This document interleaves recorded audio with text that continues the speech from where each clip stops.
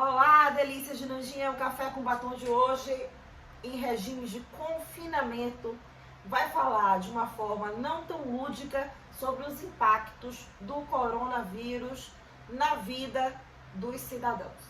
Hoje estamos aqui com o nosso convidado Fagner Fraga, né? Você percebeu, gente, a disposição? É o Tchan. Lorinha. Que jacaré.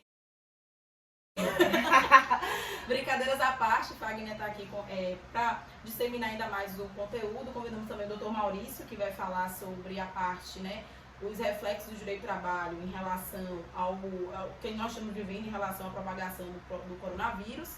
E o Dr. Sérgio, né, pode falar um pouco mais sobre ele, que é irmão de Fernanda. Maurício Vitor é o meu sócio, vai falar um pouco dos aspectos trabalhistas, e Dr. Sérgio Mas, especialista em medicina fetal, que vai falar um pouco sobre a parte efetivamente medicinal, técnica do assunto.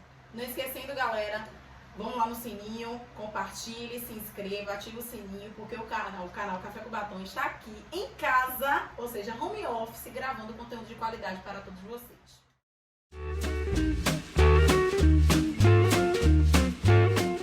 Um dos aspectos que a gente pode observar em relação à crise vinculada ao coronavírus é a cobrança de valores excessivos no que diz respeito aos produtos, como o álcool gel, dentre outros, que são medidas preventivas para evitar a disseminação do coronavírus, para evitar a contaminação pelo coronavírus. Bom, essa cobrança de valores excessivos, percebeu-se, Tuane, que houve um aumento de mais de 70%, em alguns lugares, mais de 200% do valor do álcool gel. Estão vendendo até nas sinaleiras. Pois é. Então, essa prática, ela é entendida como uma prática abusiva no que diz respeito à relação de consumo. O Código de Defesa do Consumidor, no artigo 39, fala que em nenhum aspecto, especialmente numa situação de pandemia, ou seja, aquilo que chamamos de estado de necessidade, pode o fornecedor cobrar diretamente ou por transferência, ou seja,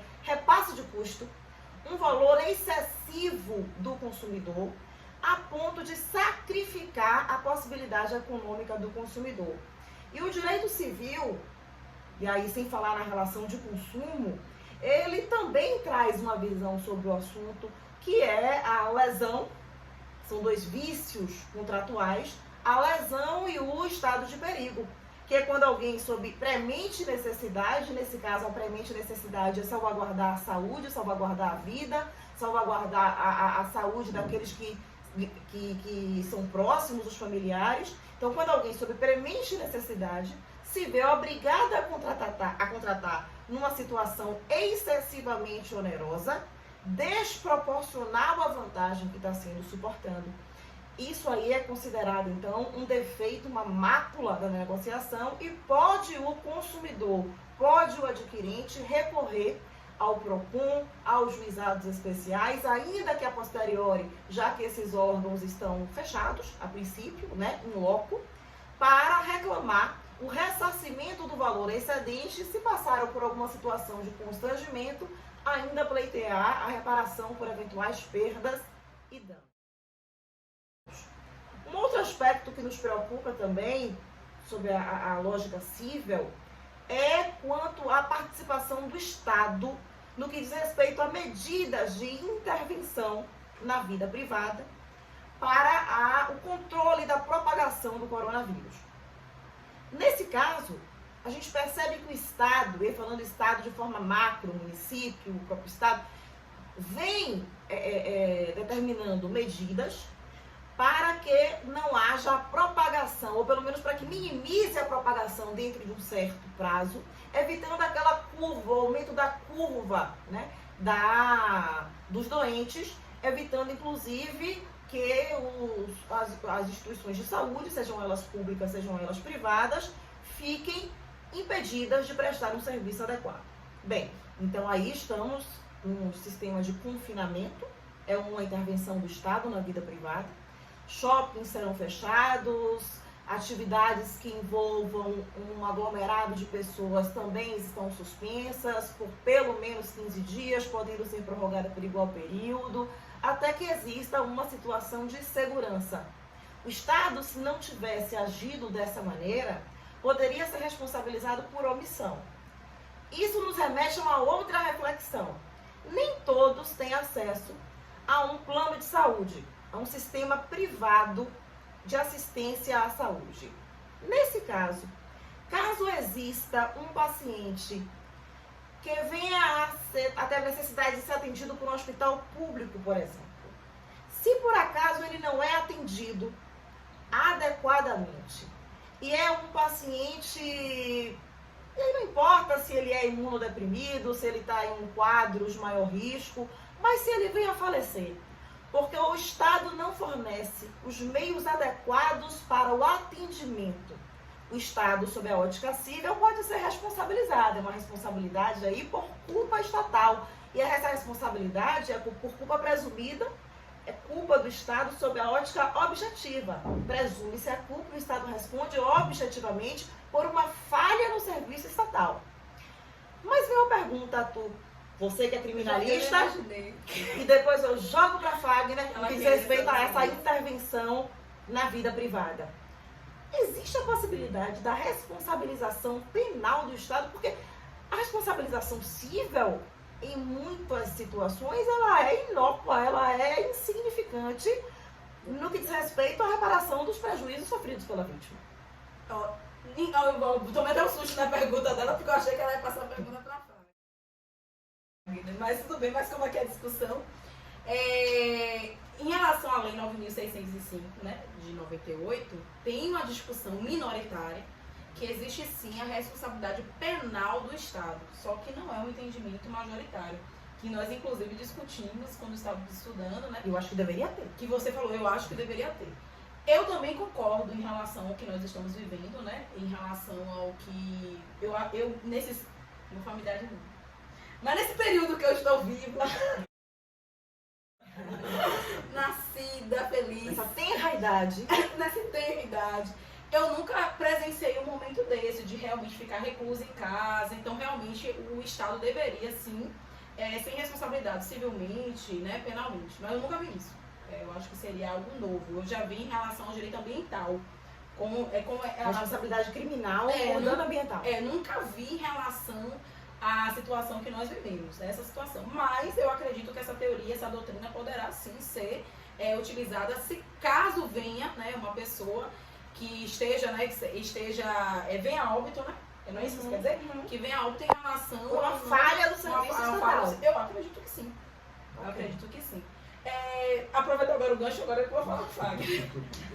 Então, Fagner, me diga uma coisa, vou puxar você para a conversa. Em relação à parte constitucional e à parte administrativa, o que é que você tem a nos dizer sobre essa temática?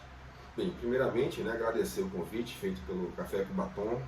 Café com batom hoje é um café com batom eterno. Eterno, né? E assim, informar que eu estou alegre de estar aqui, mas ao mesmo tempo não tanto em razão da temática que nós estamos tratando e do momento que nós estamos vivendo, né? Então, com relação a essa pandemia, né, ao Covid-19, tem alguns aspectos sobre o Estado que vale a pena trazer, né, para vocês aqui. Primeiro que já dá para visualizar que existe aqui uma questão de atuação estatal, tá? E existe também, por outro lado, uma questão de liberdade individual, né? E intermediando esta relação aí, existe a questão do interesse público. Só para dizer, Fagner, é por isso que nós penalistas a gente tende a não. É por isso que o Fernando falou, existe a responsabilidade penal do Estado, e é uma teoria minoritária, porque a gente tende a punir, né, a pessoa física. A pessoa jurídica é uma exceção. Então, por isso, pode voltar.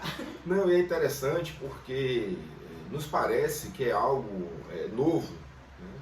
Mas existe já um histórico envolvendo, né, essa relação de Estado e como o Estado atua quando se vê diante dessas questões de largo alcance, como umas epidemias, por exemplo. Ainda em 1904, no Rio de Janeiro, né, teve a revolta da vacina, né, a cidade, né, estava, na verdade, acometida por rubéola, tuberculose, febre amarela, e tinha um médico na época, né, o famoso Oswaldo Cruz, um médico sanitarista, que realizou diversas medidas sanitárias, modificações urbanas voltadas exatamente para a coletividade, né, e também com uma forma de contenção dessas epidemias. Tá? Também não é novidade, porque recentemente, e o lapso realmente é curto, né, houve um plano de enfrentamento com relação ao HN1, né? Houve também um plano de enfrentamento com relação à dengue, né, que inclusive com uma lei específica, né, autorizava, né, que o Estado pudesse exatamente realizar, certo? Uma intervenção exatamente na residência, né? Ou seja, que ele pudesse, na verdade, invadir, né, de forma legítima para exatamente promover exatamente aquela retirada, né, da água, né, que ficava aquelas exatamente casas fechadas, os poços, abandonadas. exatamente. Então já existia essa autorização que, de certa maneira, se não fosse num momento como esse de calamidade, poderia vir a se configurar o quê? Uma invasão à propriedade privada. Sim, né? Então isso já vocês percebem que já há vem, um histórico com relação a essas questões. Né? E agora o Estado, né, também trouxe, né, editou o Congresso também, uma legislação nova, que é a 13979 de 2000, tá? Nas quais, né, se estabelece, na qual se estabelece em que há de fato um estado de emergência e que, portanto, essa lei também tem vigência restrita, ou seja, até o período em que esta situação emergencial perdurar. Então tá? seria 13.979 13979 de 2020. Porque você falou Uma lei agora deste ano, de março a 2020, viu, gente? 2020, né? 2020. De março agora, tá? Então, sobre... E era uma lei temporária. Uma lei temporária até o fim dessa situação de emergência, emergencial. Tá? Com relação ao direito constitucional, o que a gente pode falar com relação a isso? Tá? Primeiro que é possível até que o presidente venha a convocar o Congresso, remeter ao Congresso essa responsabilidade de aprovação, até mesmo a situação de estado de sítio. Tá? Então remete, o Congresso autoriza e por decreto, né, o presidente pode instaurar, né, diferente da situação de estado de emergência, na qual, na verdade, já há uma decisão prévia para depois o Congresso apenas chancelar. Tá? Então há uma modificação com relação a isso. Tá? Então o estado de sítio, que se baseia exatamente no artigo 139, né, que autoriza que o governo estabeleça uma série de medidas, né, intervenções em empresas públicas e particulares que desempenham serviços públicos. Aí nós temos o que?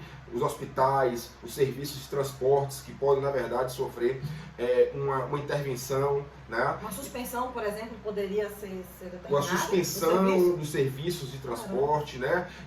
Nós verificamos agora recentemente a questão dos voos também, a limitação do acesso às cidades, né? ou de, digamos assim, locais em que há exatamente verificação, né, de um número significativo de pessoas que tenham sido infectadas. Isso é importante também ressaltar. Também o Estado, nesse caso, pode exatamente exigir que as pessoas venham a permanecer exatamente em locais de isolamento. Isso também é permitido, né, e não contraria a liberdade individual que está associada à questão da livre locomoção, da liberdade de ir e vir. Porque volta a ressaltar, há um interesse público, há um interesse da coletividade em relação a essa questão. Hoje, até foi um comentário que eu vi na rua, sim, sim. né? Uma pessoa disse o seguinte: é incrível como os shoppings vão ser fechados, etc., mas as praias estão cheias. É isso. Imagina o seguinte: num dia de sol, as pessoas, por uma questão literal de ignorância ou de falta de senso de coletividade, o pessoal está na praia. Tô lá na praia. É possível que o Estado adote alguma medida em relação a essas pessoas que estão na praia? Vou perguntar, no linguajar, retirá-las notoriamente de lá, porque não é possível, gente. Não, elas já estariam respondendo pelo crime do artigo 268 do Código Penal. Uma infração sanitária também, né? É uma Porque, infração na verdade, sanitária assim, também. elas já estariam contrariando, né, a portaria, né, que foi, aqui, por exemplo, no município, né, de Salvador, tem uma portaria que saiu na semana passada, que o nosso querido prefeito acertou aí, em limitar, né, a saída das pessoas, a suspensão das aulas, agora o fechamento dos shoppings. Então já existe, na verdade, o Código Penal. O Código Penal, o artigo 268, já é bem claro que se eles violarem aqui, deixa eu ler, gente, estou pescando aqui o Código Penal para eu falar certinho, porque às vezes a gente só pensa em que homicídio, tráfico de drogas, e a gente esquece desse tipo de modalidades criminosas. Eu queria arrancar a pessoa da tora. Não, Fernanda queria matar todo mundo. Não é matar, eu queria tirar na tora de lá, não é possível, Estamos de cara. Só como tá aqui, ó, gente, ó, infringir determinação do poder público destinada a impedir introdução ou propagação de doença contagiosa. Então já estaria violando, né, o Código Penal, isso já tá na legis, né? E ainda estaria, se a gente conseguir pensar sobre isso, o artigo 267, que é o crime de epidemia, que é causar epidemia mediante a propagação de germe patogênico. Por que eu tô falando isso? Porque existem alguns conhecidos, aqueles que estão assistindo no YouTube, eles vão saber o que eu estou falando, eles estão com sintomas e estão saindo para o shopping, indo para casa de amigos. Não, eles sabem que estão com sintomas, não estão indo para realizar o exame para constatar, né, que existe a doença, e estão saindo, né? Estão propagando a doença aí à toa e à torta direita, como eu falo. Só para fazer uma associação aqui com relação à questão do direito penal, né? Que eu sempre brinco com os alunos que eu não me misturo com o pessoal de direito penal, né? Apesar de ter grandes amigos, é só uma brincadeira, né? Caio Rangel, Cristiano, Tuane, né? Com relação a essa questão do direito penal. Mas assim, inclusive, em um período excepcional, que é no estado de sítio, inclusive o governo pode utilizar de locais que não são locais oficiais para detenção, né, para utilizar como prisão, né, para aprisionar, por Então, exemplo, pode ir lá. utilizar inclusive colégios públicos, né, outros Que, assim, locais é um não crime. oficiais para isso. Porque o crime de menor potencial ofensivo. Salientando que eu tá... estou falando do estado de sítio, uma situação de, digamos assim, excepcional. Tá? Sim. Não, e ainda por cima, a gente pode, continuando na discussão penal, eles estariam respondendo também por aqueles crimes de periclitação à vida, à saúde, né? Porque eles sabem que você tem um contágio de uma doença, que o coronavírus não é brincadeira, nós estamos vendo aí o que está acontecendo na Europa. Então eles podem estar respondendo pelo artigo 132, né, o 131, né? Então vão prestar atenção que vocês sim podem estar respondendo sim por um crime. E aquela discussão que a gente falou, Nanda? Qual? Ah, se eu, por exemplo, eu não. Não, eu não. Ninguém aqui. Sim. X Ermengarda, ela tem ciência de que pode estar ou de que está, Ou que está mesmo com coronavírus. contaminado, beleza? Mas vai visitar a mãe doente, coitadinha, só tem ela de filha. Então vai levar lá suprimento para essa mãe que está confinada. E aí? Remédio, inclusive, né? Acabou o remédio da mãe, a mãe usa um remédio controlado. E essa bendita mãe adoece. Ela sabe que a pessoa ela sabe que ela está contaminada, a mãe, ela é idosa, ou seja, faz parte do grupo de risco, ela é a única Podia ser uma filha. gestante também. É a única, não, mas assim, a mãe, no caso, ela é a única filha, gente. Ela seria a única herdeira. E aí? E aí? Você está pensando do ponto de vista patrimonial, né? Quer matar, vai ficar com a herança. E aí, e no ponto de vista, seria um homicídio qualificado, por exemplo? Seria uma tendência a um dolo eventual, tá assumindo risco? Não, no direito civil caracterizaria indignidade. E aí, gente? Né? Que seria uma hipótese, não seria Eu acredito que não, pode não ser. haveria a culpa, haveria o dolo, e havendo o dolo, Se a você mãe perderia o direito da eventualmente herança. tivesse a Caracteriza óbito, indignidade. poderia considerar assim. Que é a exclusão do direito sucessório. Eu acredito que se a mãe viesse a óbito e ela tivesse esse motivo, ela tem um dolo, né? Ela assumiu o risco, ela queria isso, ela queria herança, sim, ela podia responder, inclusive, para homicídio qualificado. Isso é uma coisa nova. E recentemente agora também teve o empresário, né, que teve aqui Sim, aí pronto. Sim, comente aí. em Trancoso, né? Que inclusive Ele sabia, né? Inclusive que ele foi acionado tanto pelo Estado da Bahia quanto pela Procuradoria Geral da República, né? Porque ele tinha ciência, porque ele foi diagnosticado.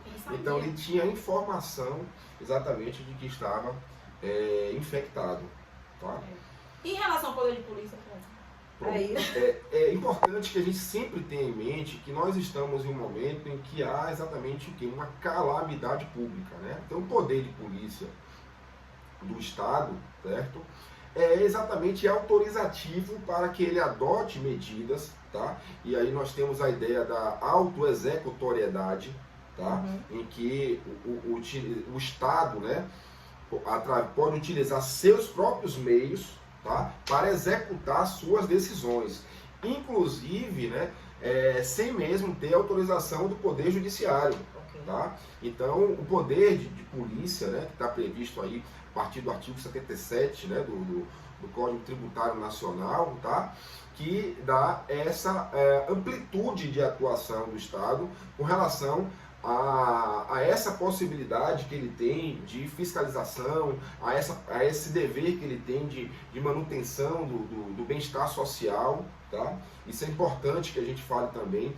Outro ponto importante referente ao direito administrativo é o seguinte: quando se está em período de calamidade, tá, há uma dispensa de licitação para se contratar serviços, para se adquirir bens, instrumentos que podem ser utilizados no combate exatamente a esta epidemia.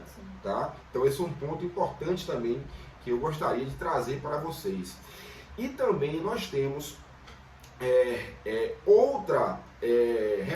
outro reflexo referente ao aspecto da pandemia, que é o aspecto do direito financeiro. Sim. Né? Porque a medida provisória, certo? Há uma vedação, né, expressa lá no artigo 62 de que não se pode utilizar-se da medida provisória para as leis orçamentárias. E lá, exatamente no parágrafo 1º, salvo o melhor juízo, do artigo 62 da Constituição, se faz uma exceção, que é exatamente para créditos extraordinários. Okay. Então, esses créditos extraordinários, que são os previstos no 167, parágrafo 3 da Constituição, são aqueles que você pode exatamente utilizar nessas situações excepcionais. Tá? Então, neste caso, se pode utilizar a medida provisória para crédito extraordinário. E, de fato, já saiu uma medida provisória se reconhecendo que há um estado de calamidade pública e se liberou 5 bilhões para o Ministério da Saúde utilizar no combate desta epidemia. Tá? Outra exceção também importante é o seguinte: o artigo 65 da Lei de Responsabilidade Fiscal, ele na verdade diz que nesse período não há uma necessidade, obrigatoriedade de se atingir metas fiscais. Por quê? Porque você pode abrir mão de dotação orçamentária, tá, para investir no combate a essa epidemia. Tá? Então também é um período de exceção. Você não vai exigir que o ente público, o município, mostre: olha, a minha conta está toda ok, quando na verdade ele está tendo um gasto extra, né, um gasto excessivo, não esperado, para o combate dessa epidemia, que nós sabemos que tem ocorrido um enfrentamento sério por parte de todos os entes federativos. Né? Isso, inclusive, nós devemos louvar nossos governantes nesse aspecto também. Eu acho que vamos ter que gravar inúmeros vídeos sobre o que está acontecendo nesse período do coronavírus, porque são inúmeras discussões. Agora, conversando aqui com o nosso trio, vou fazer o trio Parada Dura, começa a fervilhar várias perguntas. Aí vem na minha cabeça várias questão perguntas dos contratos de plano de saúde. Várias perguntas. Então, assim, ó, gente, aí embaixo, né, porque a gente vai finalizar por aqui, deixam vários comentários, falam o que vocês querem que a gente grave, porque em momentos de quarentena a gente faz o quê? Grava o conteúdo que vocês tanto querem. Então, assim, vamos finalizar por aqui, obrigada. E, na sequência, a gente vai deixar a informação de Dr. Maurício e do Dr. Sérgio. E eu agradeço o convite, tá? Também, a gente não vive sem você, Fagner. A gente não vive sem você, estou à disposição, tá? Dessas duas aqui maravilhosas, juristas, né? Belas e que encantam, né? Por aí todos os seus alunos, né? Toda a comunidade jurídica. E, de fato, eu tinha um sonho a realizar, né, que era o sonho de me sentir, né, nostalgicamente o jacaré do Tchan, e hoje eu realizo, mas eu deixo, assim, um grande abraço para vocês, um beijo grande, e se cuidem, né, se isolem. Respeitem o confinamento, é muito sério isso. Pensem nos seus pais, né, família, filhos, e é um momento muito crítico e muito importante para que nós tomemos todos os cuidados necessários. É isso. Beijo a Ficamos todos. por aqui, beijos. Olá pessoal, meu nome é Maurício Vitor, sou advogado, professor de Direito, falando aqui direto para vocês do canal Café com Batom. Tenho recebido muitas mensagens aí sobre temas relacionados ao direito do trabalho, muitas dúvidas dos empregados, dos empregadores também. A primeira coisa que eu posso falar para vocês é que é um momento de muita incerteza, né? Nunca passamos por isso, pelo menos não a nossa geração. O governo prometeu adotar algumas medidas, mas por enquanto elas ainda estão no plano das ideias. Fala-se aí em redução de salário e jornada de trabalho proporcional até 50%, antecipação de férias, férias coletivas, dentre outras medidas. Mas por hora vamos ter que aguardar e ver qual de fato vai ser, se isso vai ser regulado através de medida provisória, através de projeto de lei, né? Dentre as várias perguntas, surge uma que questiona se o empregador pode descontar o vale-transporte e o ticket de refeição referente a esses dias aí que algumas empresas já estão concedendo aos empregados sem trabalhar, né? A resposta é que sim. Se não há trabalho, pode sim o empregador fazer o desconto desse vale-transporte e também do ticket de alimentação que não foi usado. O ticket de refeição e o vale-transporte devem ser utilizados para essas finalidades. Se o empregado não vai ao trabalho, ele não se desloca de transporte e automaticamente ele não faz uso aí, nem direito ao ticket de refeição, podendo o empregador no mês seguinte fazer esse desconto sem problema nenhum. Aguarde os próximos vídeos. Um abraço. Olá, eu sou Sérgio Matos, eu sou médico ultrassonografista, especialista em medicina fetal e atendendo a um convite do programa Café com Batom, estou aqui para esclarecer algumas dúvidas sobre o coronavírus e a gestação. Na verdade, não existe nenhum estudo que comprove, até então, a possibilidade do vírus, ao atingir a gestante, ultrapassar a placenta e passar para o bebê, para o feto. Ou seja, a transmissão vertical do coronavírus ainda não tem uma comprovação científica. A nossa preocupação, na verdade, é com o adulto, é com a gestante. Uma gestante acometida por uma infecção viral pode desenvolver não só um síndrome gripal mais simples, como uma infecção respiratória grave, uma pneumonia ou insuficiência respiratória. E esta gestante doente, agravada, poderá sim comprometer a sua gestação. Essa infecção poderá determinar um maior risco de parto prematuro, de ruptura de bolsa, de interrupção da própria gestação, de abortamento ou até de restrição de crescimento do bebê. Então, sobre o coronavírus e a gestação, em resumo, não existe nenhum estudo científico que comprove a passagem através da placenta do vírus adquirido pela gestante. Mas a preocupação é, se a gestante desenvolver infecção respiratória e ela for grave, do maior risco de complicações dessa gestação por conta da infecção determinada pelo coronavírus. Obrigado pelo convite e sucesso no programa.